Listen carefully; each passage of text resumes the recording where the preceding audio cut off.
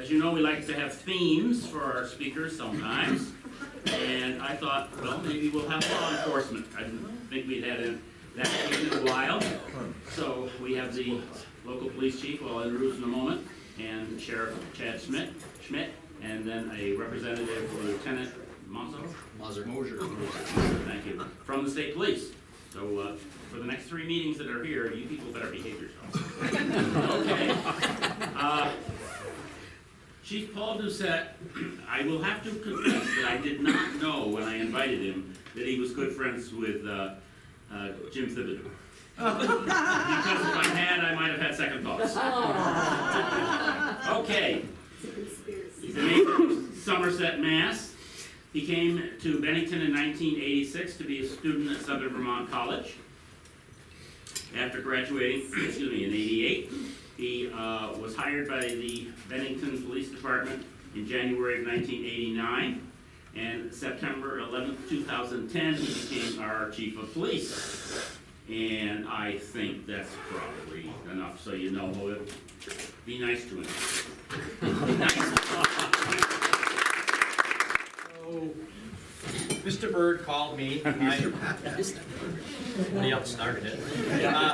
So Mr. Bird called me a few times, and I was kind of hard to get a hold of because I had all sorts of things going on. And then he called my boss, Stu Hurd, and Stu called me, and I immediately returned Mr. Bird's call. With that being said, I love doing things like this. It gets me out of the office. I don't always enjoy being in the office. And I want to talk to you a little bit about what's going on in our world, in the law enforcement world, what we're doing to make Bennington safer, and what I expect will happen in the future. And of course, I always look for audience participation, and just remember what Mr. Bird said. Jim Thibodeau is my friend, so we won't be hurting him today.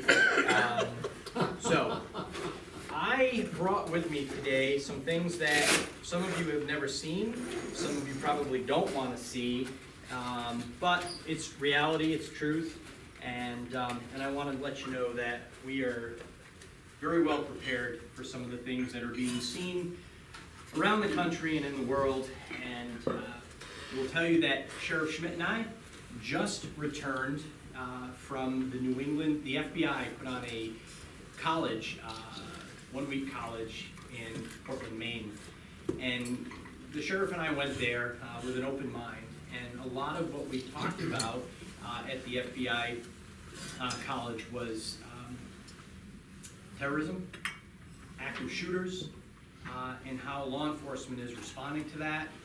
We talked about opiates, and we talked about people with mental illness, because law enforcement shootings and mental illness seem to go hand in hand, unfortunately. So we talked about a lot of things when we were at the college, and really kind of set my mind for what I wanted to do here, and let all of you know where we're at the Bennington Police Department, because we don't advertise all of these things that we do, because it makes people feel very uneasy. I did bring some tools with me today. They're not guns, they're not firearms to us, they're tools. I brought some equipment that we're issuing to our people so that you all know what my people are carrying and what we're doing. So with that being said, before I get started, there's just one really important thing that I want to tell you. Big Brothers, Big Sisters is what we used to call it with United Counseling Service, and I can tell you that I was involved in that program for a good many years. I would certainly encourage all of you to make some type of donation before you leave for that program. I'm from the era when, if everybody remembers Chris Capastaci from Channel 13, she used to come to Bennington, and we used to hang out. Not that way, but we used to hang out. It was just like a dream. And we used to hang out, and we made commercials for the Big Brother, Big Sister program. And I'm sure you can find them someplace, but we did. We made commercials up on the property of the hospital. We made commercials up at Willow Park. And those things ran for quite a long time. Of course, I was a lot better looking then, had a lot more hair, and wasn't as plump as I am now. So you might not recognize me in those commercials, but she was probably one of the nicest people I ever met and really supported the Big Brother, Big Sister program I think it's an important program. We look around I'm not going to say the Bennington community. If we look around the country today, one of the things that we're lacking is adult presence in young people's lives and giving them guidance other than, walking around. Come on, we've all been to the grocery store, right? I get sidetracked easily. We all go to the grocery store, and when you don't want your child talking, what do? You give them your iPhone, right? So they're in the shopping cart, and instead of having a little conversation or doing ABCs or whatever, your kids are playing like Mortal Kombat at 4 years old on their phone, and we're learning how to shoot people or whatever they do. So the bottom line is I would certainly support the program and ask that you do the same. And it's just important. There's enough stuff that goes on that's negative, and that's something that's positive. And it's one of the few times that Brooke at the bowling alley gives people a break to go bowling. So anyway, that was supposed to be funny. I like to use humor. I like to use humor in my little presentations, and I'll apologize up front if I offend anybody. The only reason why I have my phone here is because Mr. Bird told me I can only talk till 20 minutes after 1, and then I have to answer your questions, which I'll do my best to answer your questions. You have the gun, you can talk as long as you want. Yeah, but it's not a Glock. We got that wrong. So one of the things I just want to show you is that we look around the country here in Bennington. We're very, very progressive. We look around the country and we see what's going on. We had a lot of presentations last week when we were in Portland, Maine, about some pretty serious and pretty bad things, to include the schoolhouse shooting down in Pennsylvania. That was brutal to listen to. There were a lot of tears. We're cops, but the bottom line, and we're all administrators. Everybody that was there was a chief or a captain or a lieutenant, and there were tears in the room. We watched video.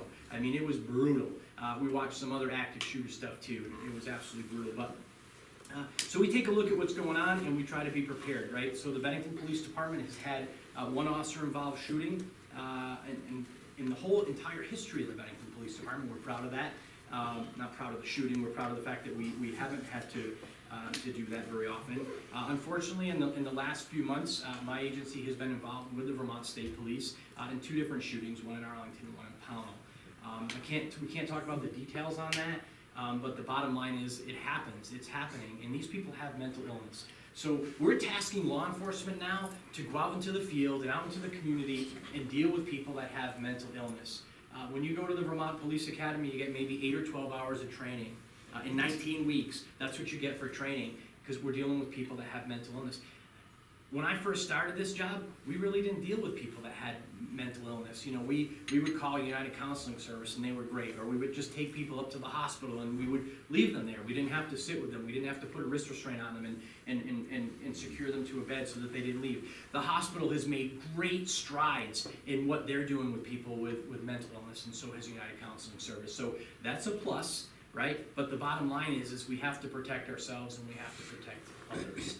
And so what we've done is we've tried to prepare for situations. We've used local vendors. These red bags that you see here are all made by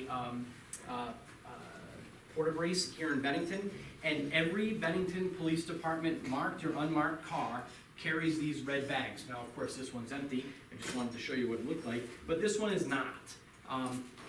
This bag here contains everything that we would possibly need if we responded to an incident where someone had been shot or stabbed, or we had some type of critical incident, an explosion, or what have you. And everything that's in this there's enough stuff here to treat one individual, pressure dressings and everything. And we actually train. Now, we used to get basic first aid, just like all of you. You take Red Cross first aid, you know how to put a Band-Aid on, you know how to do whatever, put some burn cream on, which we're not supposed to do anymore. But anyway, we have advanced medical training now. We do stop the bleed, and we're training with tourniquets and the application of tourniquets. I didn't want to bring dirty tourniquets here, because we throw them out when we're done with them. But the blue one is for training. Okay, and we go to the range and we do firearms training, and then we immediately render aid. We're using zombie targets now. And as silly as that may sound, you guys are saying, what? My tax money is buying a $70 target? Absolutely is, because we take those zombie targets, we shoot them, they bleed. We take the target down with paintballs. They bleed, and then we render first aid to these targets so that we are practicing and doing the things that we need to do in the event that we did incapacitate somebody. we all watch TV, right? And the officer on TV, boom, boom, boom, shoot somebody, and then they're like, I did that. You know, those stupid movies? And, but in real life, that's not what happens. In real life, we're applying tourniquets, and we're training. This blue tourniquet right here is designed for training purposes, and we also teach our officers to do other things. My good friend Jim Thibodeau is wearing his LL Bean boots today, and the bottom line is if he took that shoelace out of his boot right now, we could make a tourniquet and stop the bleed just like that. And we teach our people, if you need more than one tourniquet, because every single Bennington police officer is carrying a tourniquet, they're carrying the lock zone, and they're carrying a bag that looks like this. And you say to yourself, whoa, holy smokes, you know, you got the vest, you got the duty belt, you know. I thought it'd be really cool to wear a duty belt. Now that I'm on my 30th year with the Bennington Police Department, oh man, my back is like, woo, you gotta be kidding me. This belt's heavy, right? So I call it the Batman utility belt. That's what I used to tell my kids. Now my son's wearing one, and it's like, oh my God, I don't know if I want him to do this job. But anyway, so we're carrying the lock zone, which we're gonna talk about. We're carrying tourniquets. Every officer has quick clot, and every officer, and I'm not going to take all this out of you because I did it once, and it was like an hour to get it all back in. So what happens is this here, this is called an IFAC. This is an individual officer first aid kit. Very, very expensive. They're probably about $160 a piece. And when we bought these with the tourniquet and with the quick clot and with the tourniquets and all the stuff to help people breathe and everything, when we bought these, our insurance company actually paid 50%. Go figure, right? So the first time I applied, they turned me down and they said that first aid supplies were not part of the grant. And then I wrote a supplemental page to say what they were for. Bang, got approved immediately. So, you know, saved the taxpayers quite a bit of money. And whether or not you like Walmart, I like Walmart. Walmart paid the other 50%, so it didn't cost taxpayers any money. So every officer has one of these, and I'll show you really quickly that the back of this comes off, and this can be attached to almost anything that we're wearing, but in particular, Mr. Bird, why don't you come on up here? You asked me to come here, so I'm gonna So what happens is Mr. Bird is going to be my new friend, okay? So he's going to put his arms up. You're under arrest. No, I'm just kidding. Okay? So he's going to put his arms up, straight up, in through here. Oh man, I don't know. Hang on. Let's do it the right way, I guess. Oh, try to save time. He's too tall. Oh my goodness. I don't know if he can hold that. Actually, let's do it this way so we don't mess it up, because it's fit for Squat me. down. So if you hold that, just put your hands out and hold that. Yep. Okay? So this here is designed, I was going to have you wear it, but then I have to adjust it, and it's made for me. So this here has plates in it. This is an addition to what I have on right now. This vest right here will stop pistol rounds, okay? And shotgun blast and things like that. This right here will absorb rifle rounds, okay? So when the officers go and we have a drill at the high school, or we're going to execute a high-risk search warrant, the officers are wearing these plates. Because if you look at Mr. Bird here, and he would hold this nice and tight like this, that pretty much covers the essential part of him, right? Lungs, heart, and things like that. Okay, you can let it go. Thank you. So that's, you can go now. Okay. Did I embarrass you? No. So the bottom line is every Bennington police cruiser has a vest very similar to that that says police. And, you know, there are different versions of that. And Mr. Bird would not like this one, because this one's a little bit heavier, has a little more protection. This is my favorite one, but it's really not Bennington Police Department colors. Everything I do, just if you're a taxpayer in Bennington, everything I do requires a wear test or a sample. I don't buy anything unless the company will send me something for free to try. It's called wear test. And the bottom line is, if I'm going to spend $1,100 or $1,200, I want to know if it's going to work, right? We have gotten vests from companies. We take them to the range. We shoot them. We want to make sure that they stop bullets, right? We are in the process of looking at ballistic helmets, because that is something that the IACP is recommending, that we now put helmets in all of the police cars. and that the officers have access to those in the event that we need them. So I'm just going to show you a couple things real quick. I know I'm down to 7 minutes. You got to be kidding me. So the bottom line is this is a very safe gun. There is no magazine in here, and my friend Mr. Thibodeau does know a little bit about guns. So I just want you to look and see that there's no magazine here. No magazine. Any Safety ammo? on? Safety on. Okay. So the bottom line is this is something new for the police department, and look how short it is. It's just like me. That's why I like it.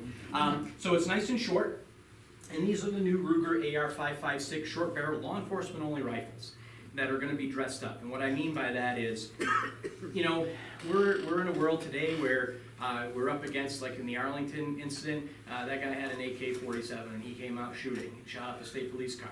That's as much detail as you're going to get from me. So the bottom line is that, you know, we need to be prepared, we need to be able to respond. And this is a nice short rifle that with the proper equipment, it just kind of hangs in front of the officer and the officer can use it to do room clearing and entries and things like that. And the only piece that we're waiting on is the little short piece that goes right here that will fully suppress this so that the officers, when they're in the high school, the middle school, Energizer, any building, this building it could be, so that when the gun is fired that it's completely suppressed. Because the last thing we want to do is have officers inside of a building doing clearing, having to utilize the firearm, and then the officer that's with them can't hear it because it's extremely loud. So these are going to be fully suppressed and nice and quiet. We don't advertise that we have these. It doesn't matter. I know that the video is running. It doesn't matter. I mean, it's public knowledge, public record, because we bought them through the purchase order system. Chief, what's the caliber of that weapon? It's 5.56. It'll fire .223 or 5.56. So, and we also have a long-range precision rifle that we're going to train people with, so that we can shoot distance if need be. So, I only show you all of these cool things because I want you to know that we're prepared. Every single officer at the Bennington Police Department has been over to New York to the Armory, and we all took extensive training, including me. I mean, I'm a big firearms guy and a tactic guy anyway, but you know, we went over there. We took our dispatchers over there so that they knew what was going on. You know, and we work with the fire department very closely, and we feel like we can handle most anything that comes at us. If not, Bennington County is very well known for having super relations with all law enforcement. I mean, we send people to Manchester if they ask. Manchester sends people down here. The mutual aid pact is not a written agreement, but we all work very well together. And it's in Bennington County is recognized in the rest of the state. We have an excellent state's attorney in Bennington County who helps us with prosecutions, and we're prepared for that. So I want to switch gears for a minute. Opiates. I know that there's a lot of concern about opiate-related issues, and of course I have mixed feelings on the opiate-related issues, how it got started, and why it's happening. And I can tell you that, again, I told you that all the officers are carrying naloxone. We get to people prior to the rescue squad. There's no doubt about it, and it's not a knock on the rescue squad. They're everywhere. I mean, you go into New York, you see Bennington Rescue. You go over to Dover, you see Bennington Rescue. You go to Arlington, you see Bennington Rescue. Because they're a paramedic level service, everybody calls for Bennington Rescue. Everybody wants Bennington Rescue. And they have to maintain their little trips over to New York to Albany Med or St. Peter's. Because if I dropped right now and was having a heart attack, I'm probably not going to Bennington. I'm going to St. Pete's. That's where I'm going. And they're authorized. They're going to take me there. And hopefully it will work out. If not, you can have my vision open. The bottom line is, I should have to fight Ben for that, I think, now that I thought about it. So the bottom line is we're carrying the lockdown, and we get to people. Unfortunately is, you know, we really try hard to get people to go to the hospital after we use Narcan or naloxone. Because in Vermont, we can't just force you into an ambulance. We can't force you to go to the hospital, right?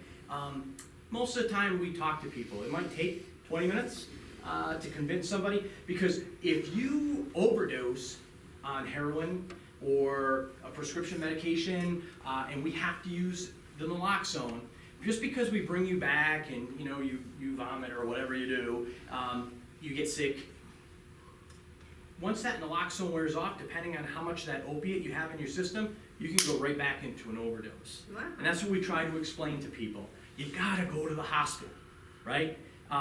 You know, and a lot of people don't realize that if you use an opiate, you overdose, Naloxone is just temporary. That's why you need to go and be monitored. That's why you have to go to the hospital.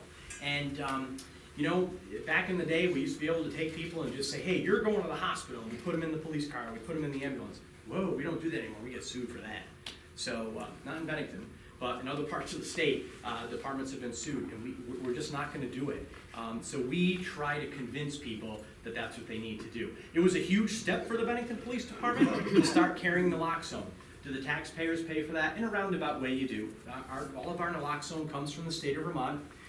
We used the first batch that we received, and we have since received a second batch. And I would say a fair number of my people have either used the naloxone out in the field or have been present when it's been used. I myself have administered naloxone, and it's not like you see on TV. It's not instant. It could take 3 to 5 minutes for it to work. But people will say, oh, Chief, that's a really big liability, carrying that naloxone. What happens if that person's not really under the influence of opiates? It doesn't hurt you. There's all sorts of studies. Because that was a question that I had before we did the train the trainer and we accepted all that naloxone from the state. I wanted to make sure that we were gonna be okay if we used it and the person really hadn't used opiates. Will it bring you back from an alcohol overdose? No. Will it bring you back from a methamphetamine overdose? No. Okay, just opiates. And then we have a plan. Our plan is the officer knows that they need to try to talk to that person and get them up to the emergency room. UCS is notified. We try to work the system and we try to get people help. Some people feel fine. They walk out AMA. Some people stay and actually get help. And that's what we prefer, so that we're not giving naloxone to the same people over and over and over again. There is an individual who we used naloxone on 4 different times. Unfortunately, she's no longer with us because we just couldn't seem to get her the help that she needed. And a lot of people look at the police and say, why couldn't you do that? It's not really the role of the police department. I mean, we do a lot of things now that we didn't do 20 years ago to try to help people in the community that really are not police related. It's United Counseling Service or hospital mental health related or what have you. So we really work hard to do that. And so I want to just tell you really quickly, okay? I really want to tell you quickly that on a positive note, I saved this for the end, we love our new experience camp. And the Bennington Police Department is well underway for new experience camp this year. The camp applications are going to be available on April 15th. And it's one of the most positive things that we do all year round. And we get calls all year round from parents asking when applications are going to be available. This camp will end at the end of the week in July that we're having it, and we'll get calls in August. What are the plans for next year? Unfortunately, we only take 30 kids. Tom Jacobs, the outgoing chair of our select board, nice guy. He challenged me to make this new experience camp 2 weeks. Ooh, it's a lot of work for 1 week. And so we're taking a serious look at how we can possibly do that in the future, but this year we're just gonna run it for a week. We've made a lot of changes this year. We're going down to New York City. We're gonna spend some time with the New York City Fire Department, the New York City Police Department, and we're gonna spend some time on the Coast Guard base. And we're really looking forward to that. I'm like a little kid. I'm really looking forward to that. They're gonna fly some helicopters. We're gonna go out on the boats. We're gonna spray some water. It's gonna be a lot of fun for these kids. Adirondack Extreme. We're gonna teach these kids how to drive ATVs and four-wheelers. But there's an educational piece in all of this as well. I mean, we teach them about the effects of drugs and alcohol. We take them out, we teach them how to drive the ATVs and the side-by-sides, and then we put fatal vision goggles on them and we make them drive. With an adult, of course, that can work the brake or whatever. So far, so good. We've not ever had anybody get hurt, knock on wood. But we really have changed the program, and it's just something positive that we do in the community. As you guys know, we have a Bennington Police Association, and we go out and we raise money to try to keep the camp costs down. Just because, I mean, we take these kids, we do teach them how to shoot. Never really been controversial, but some people are like, but we do teach these kids how to shoot. We're going to teach them how to long range shoot. It's about $1.40 every time they pull the trigger on long range shooting. But it's something that they get to experience with the police, and they get to learn that, hey, guns aren't bad, but the way people handle them could be, right? And it's just a complete educational component. We have a great time with these kids, and I'll tell you, and just so that I can answer questions, I love this community. I've been here for a long time.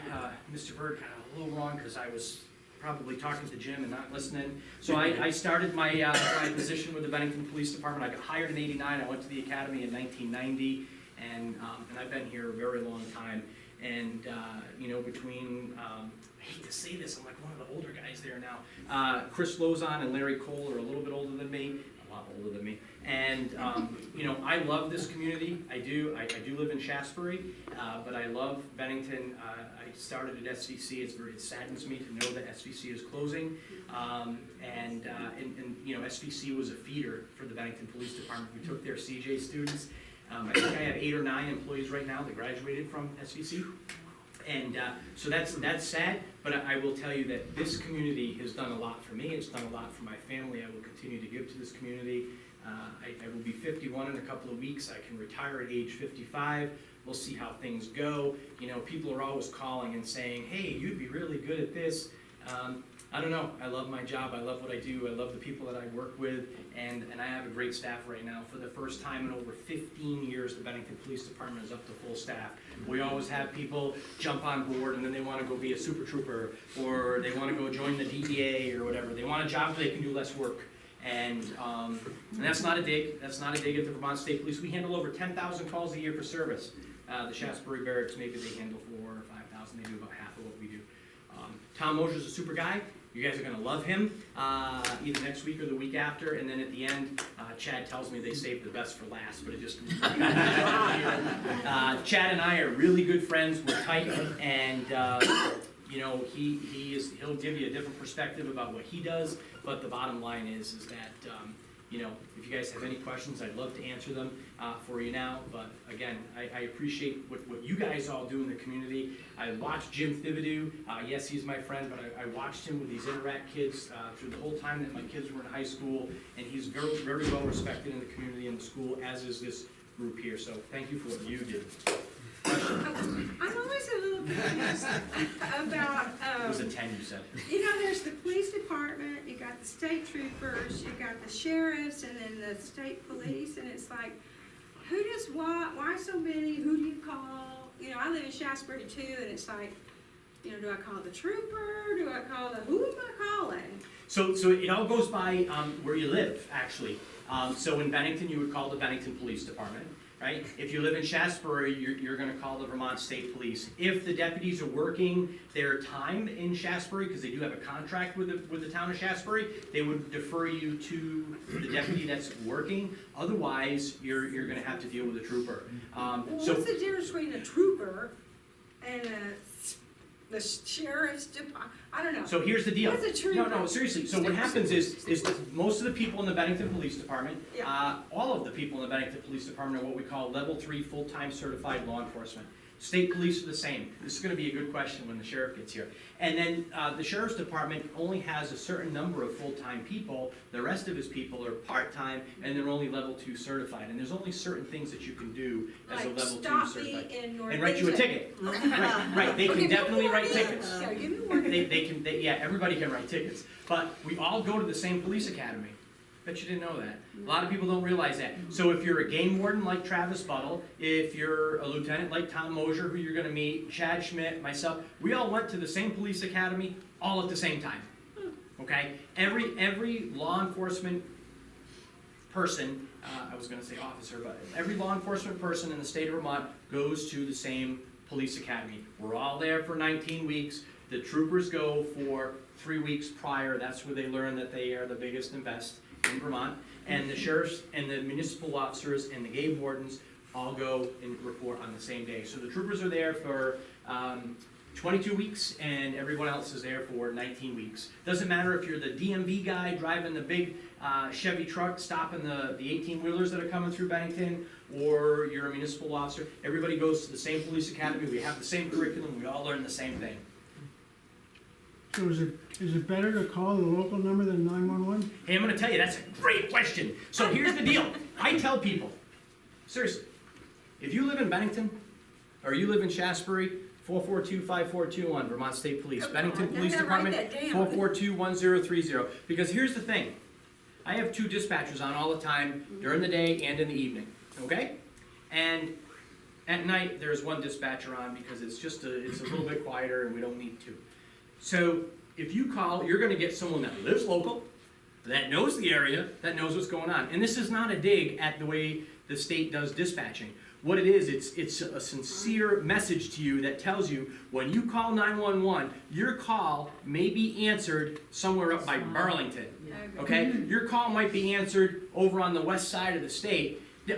Where are you? Yeah. What's the address? Now, it comes up on the screen where the call's coming from, but the bottom line is they want your name, they want this, they want that, there's a million questions. If you have an emergency, and you're gonna deal with somebody local, that dispatcher's gonna say, please hold, gonna use the mouse, push the button, Bennington M341, I need you to start heading over to, Asbury Hollow. Jay's Hallmark, there's a person in there ripping the place off, they got a gun, whatever, and you're gonna get that. That's what you're gonna get because the dispatcher knows the local area.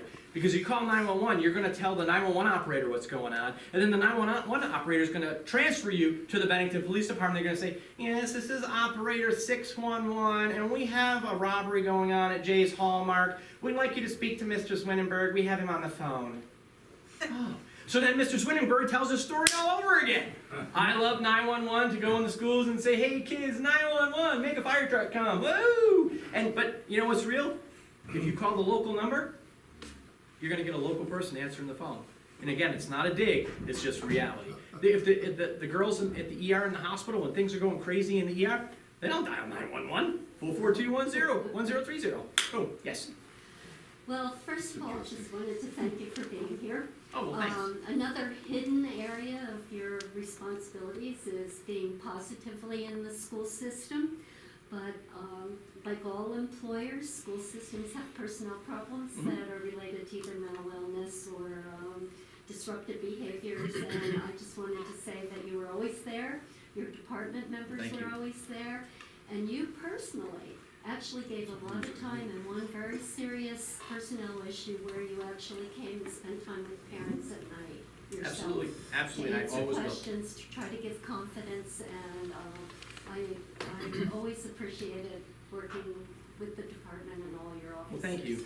I appreciate that. We do try to keep our people actively involved in the schools. In fact, Monday I'm spending most of my day at Molly Stark School. It's career day.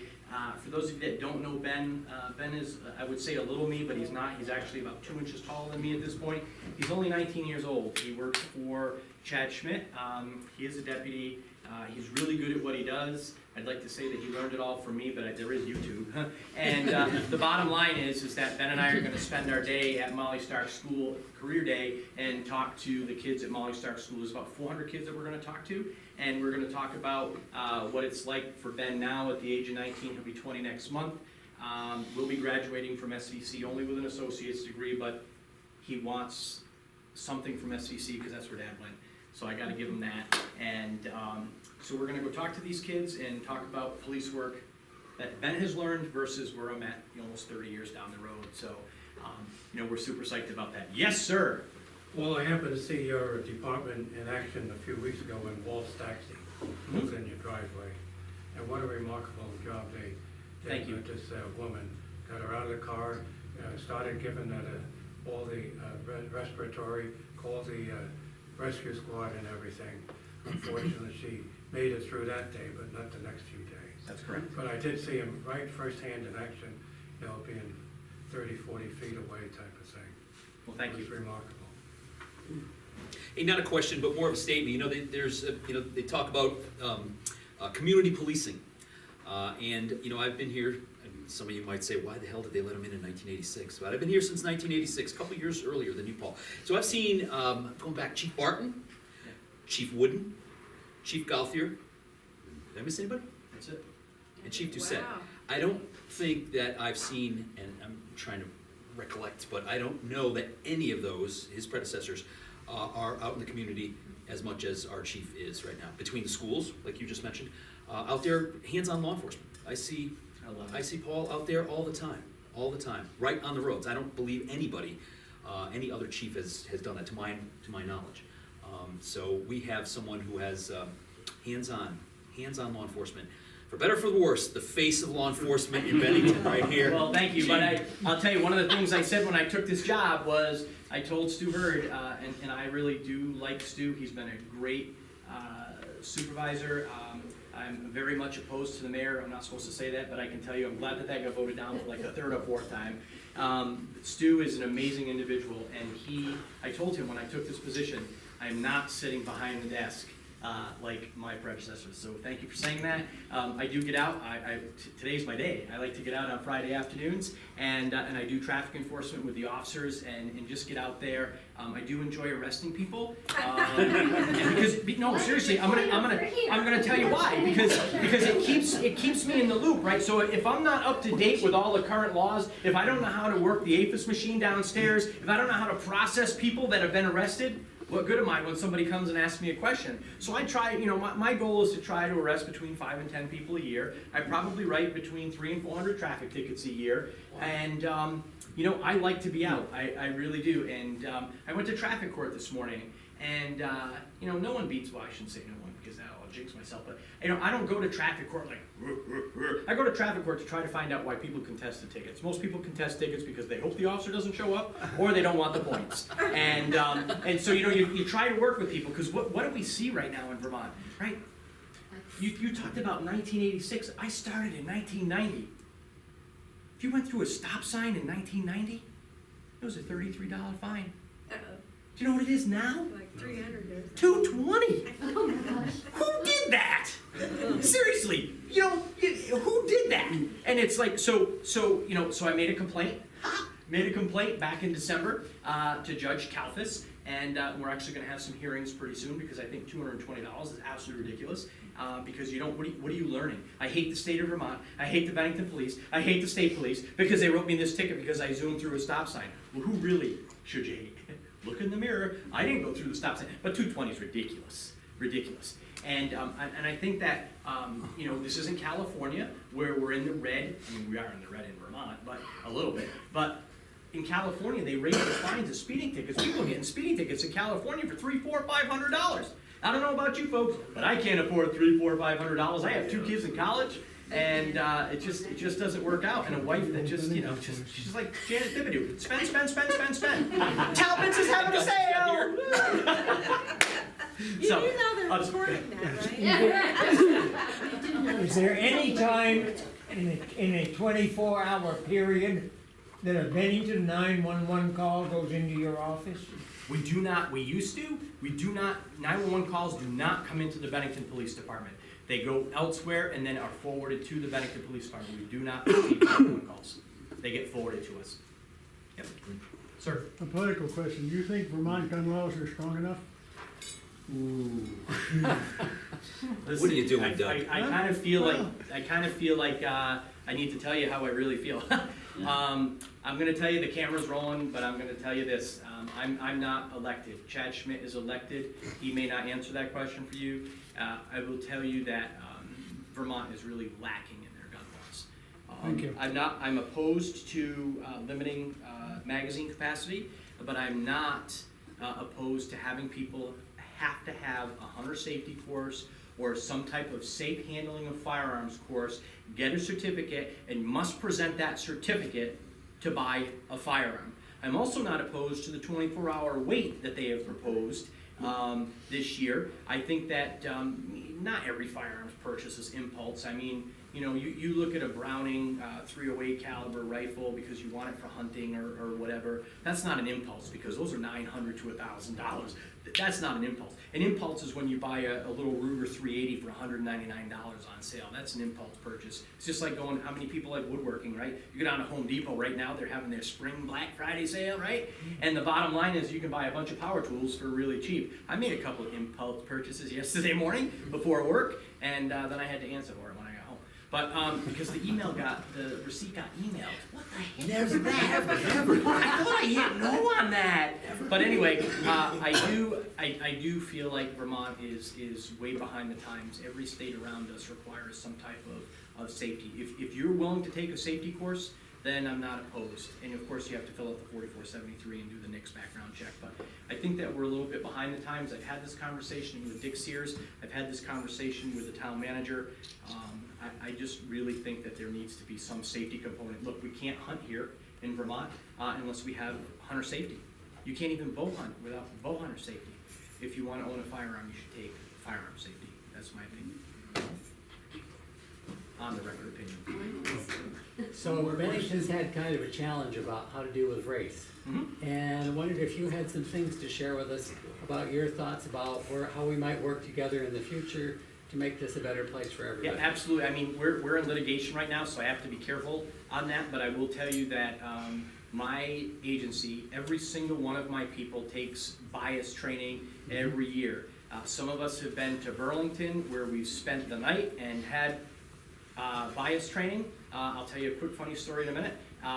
And we've also had online training, and we've had training through the Vermont Police Academy. I will also tell you that Stu Hurd and I have had many conversations, and you'd be pleased to know, if you're a Bennington resident, that we are the entire town of Bennington staff. Whether you work for highway, in the town office, the police department, it is absolutely mandatory that you take implicit bias training, which will be on April 30th. And then the next day is mandatory supervisor training for dealing with people in the workplace. So the town of Bennington takes it very seriously, as do I.